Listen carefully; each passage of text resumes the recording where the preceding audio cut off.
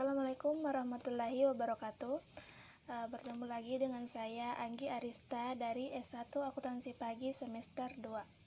Pada video kali ini saya bersama teman saya yaitu Leisia Paruntung akan menjelaskan materi tentang hak atas kekayaan intelektual dengan submateri yang akan kami sampaikan. Yang pertama, pengertian; yang kedua, prinsip-prinsip hak atas kekayaan intelektual; yang ketiga, dasar hukum hak kekayaan intelektual; dan yang terakhir yaitu klasifikasi.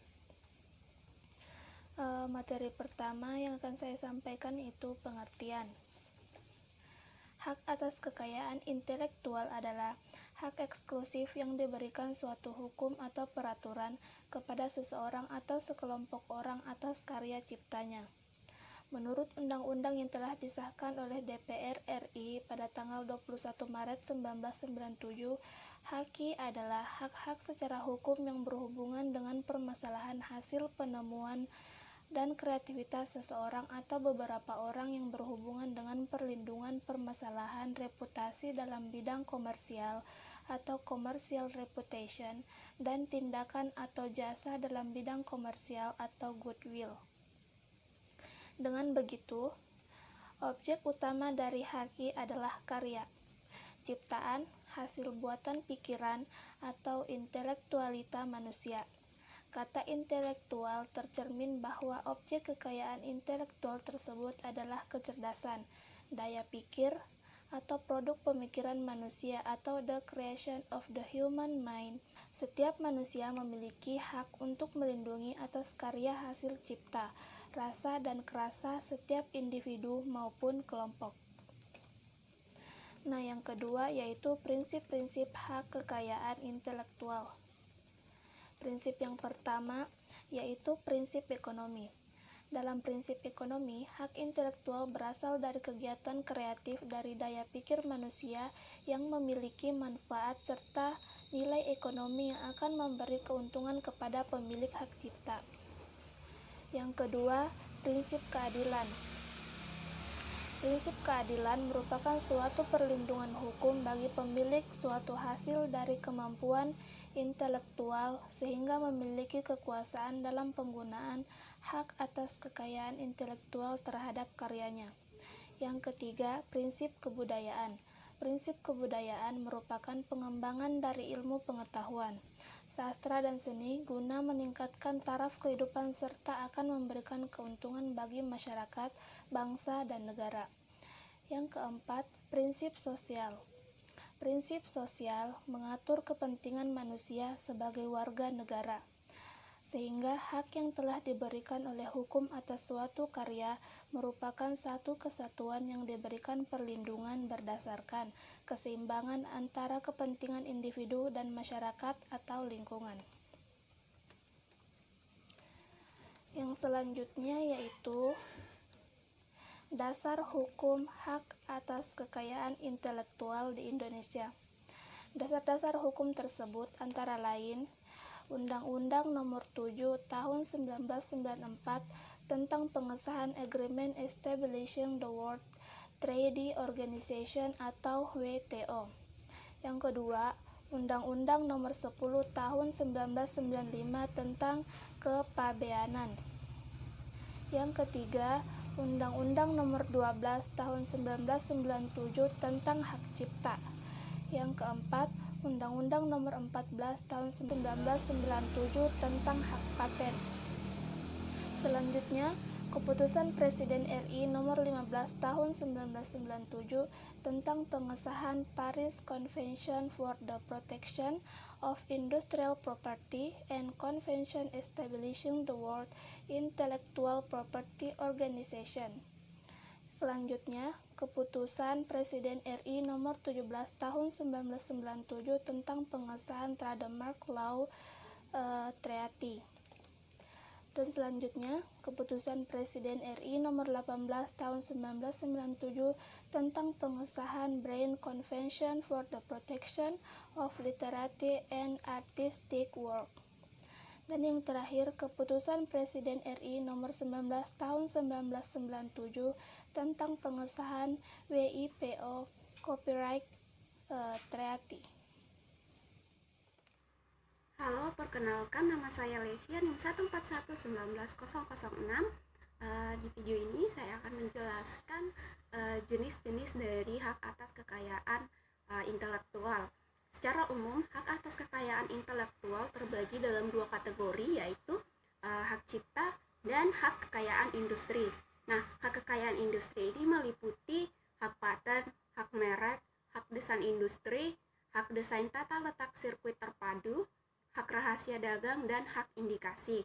Nah, di sini saya hanya akan membahas mengenai hak cipta, hak paten, dan hak merek.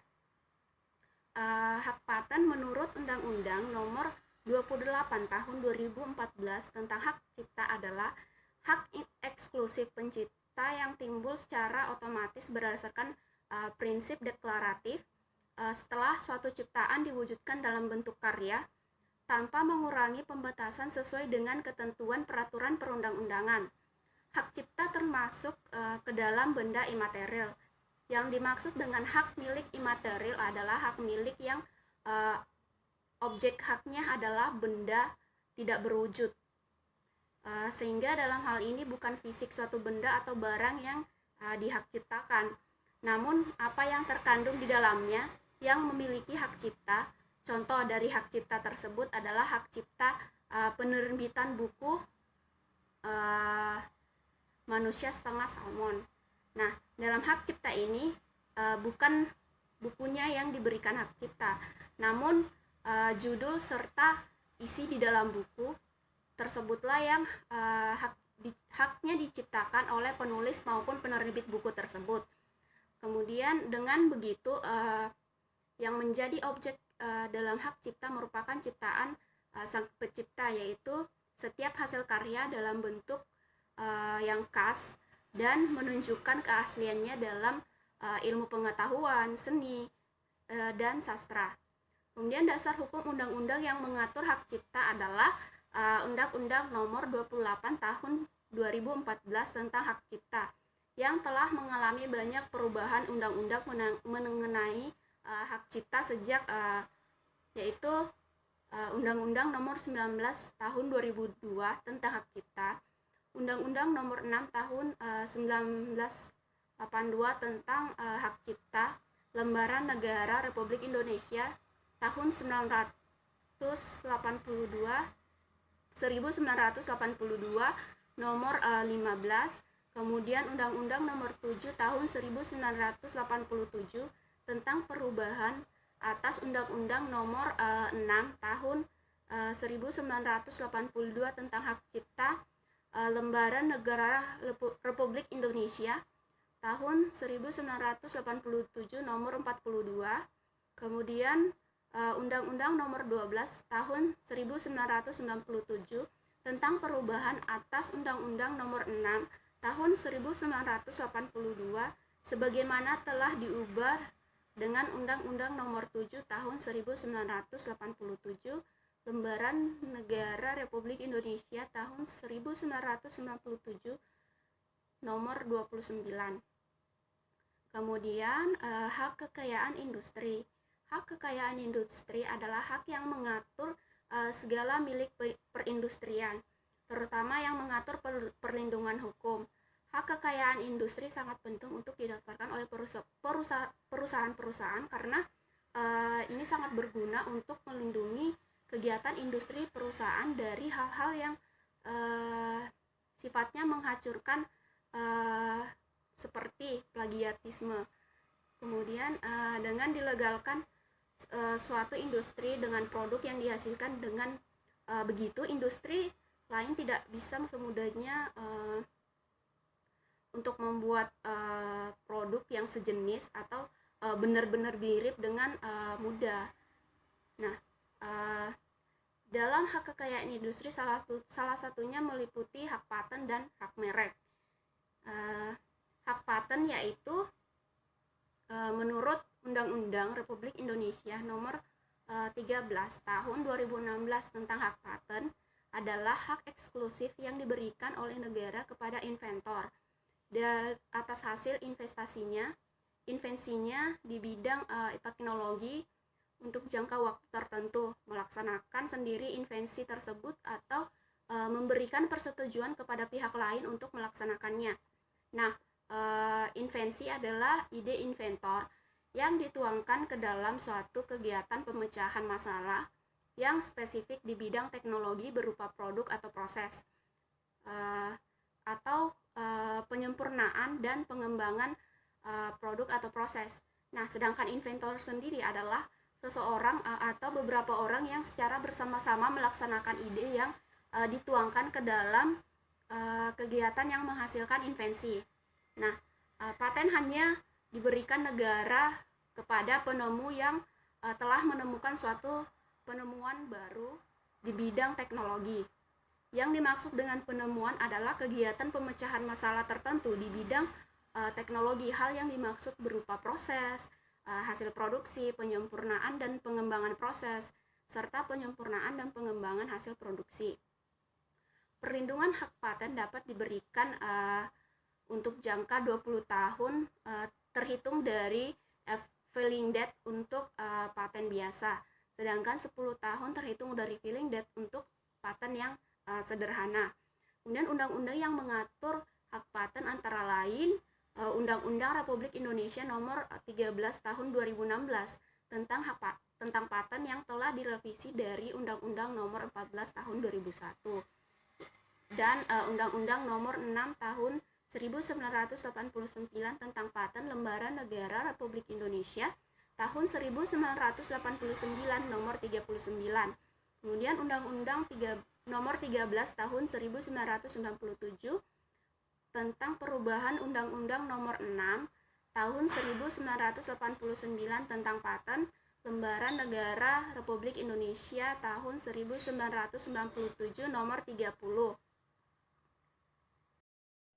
Kemudian yang kedua yaitu hak merek.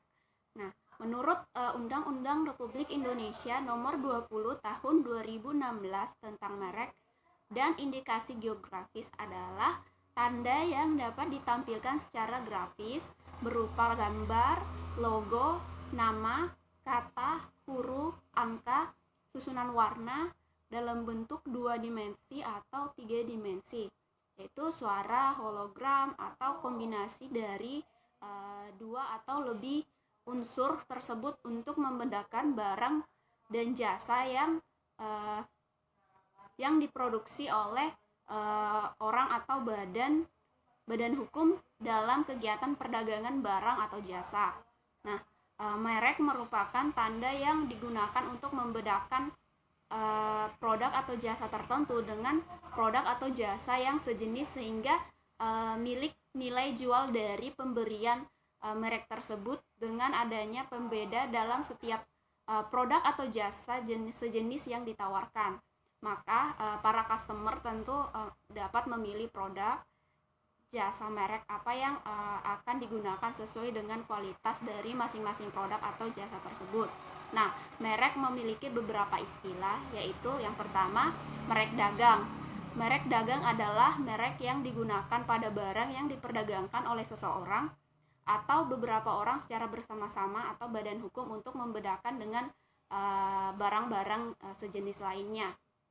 Kemudian yang kedua, merek jasa. Merek jasa adalah merek yang digunakan pada jasa yang diperdagangkan oleh seseorang atau beberapa orang secara bersama-sama atau badan hukum untuk membedakan dengan jasa-jasa sejenis lainnya. Kemudian yang ketiga, merek kolektif. Merek kolektif adalah merek yang digunakan pada barang atau jasa dengan karakteristik yang sama yang diperdagangkan oleh beberapa orang atau badan hukum secara bersama-sama untuk membedakan dengan barang atau jasa sejenis lainnya. Kemudian selain itu terdapat 2 pula hak atas merek, yaitu hak khusus yang diberikan negara kepada pemilik merek yang terdaftar dalam daftar umum merek untuk jangka waktu tertentu. menggunakan sendiri merek tersebut atau memberi izin kepada seseorang atau beberapa orang secara bersama-sama atau badan hukum untuk menggunakannya. Dengan terdaftarnya suatu merek, maka sudah dipatenkan bahwa nama merek yang sama dari produk atau jasa lain tidak dapat digunakan dan harus mengganti nama mereknya. Bagi pelanggaran pasal 1 tersebut, maka pemilik merek dapat mengajukan gugatan kepada pelanggar melalui badan hukum atas penggunaan nama merek yang memiliki kesamaan tanpa izin. Gugatan dapat berupa ganti rugi dan penghentian pemakaian nama tersebut. Kemudian undang-undang yang mengatur mengenai hak merek antara lain Undang-Undang Republik Indonesia Nomor 20 Tahun 2016 tentang merek dan indikasi geografis, yang merupakan revisi dari Undang-Undang Nomor 15 Tahun 2001 tentang merek Lembaran Negara Republik Indonesia Tahun 2001 Nomor 110 dan Undang-Undang Nomor 19 Tahun 1992 tentang merek Lembaran Negara Republik Indonesia Tahun 1992 Nomor 81, kemudian Undang-Undang Nomor 14 Tahun 1997 tentang perubahan Undang-Undang Nomor 19 Tahun 1992 tentang merek, yaitu Lembaran Negara Republik Indonesia Tahun 1997 Nomor 31. Jadi pada video kali ini kesimpulan yang dapat kami sampaikan bahwa hak kekayaan intelektual adalah bagian penting dalam penghargaan dalam suatu karya dalam ilmu pengetahuan, sastra maupun seni. Dengan menghargai hasil karya pencipta, inovasi-inovasi tersebut agar dapat diterima dan tidak dijadikan suatu hal untuk menjatuhkan hasil karya seseorang, serta berguna dalam pembentukan citra dalam suatu perusahaan atau industri dalam melaksanakan kegiatan perekonomian.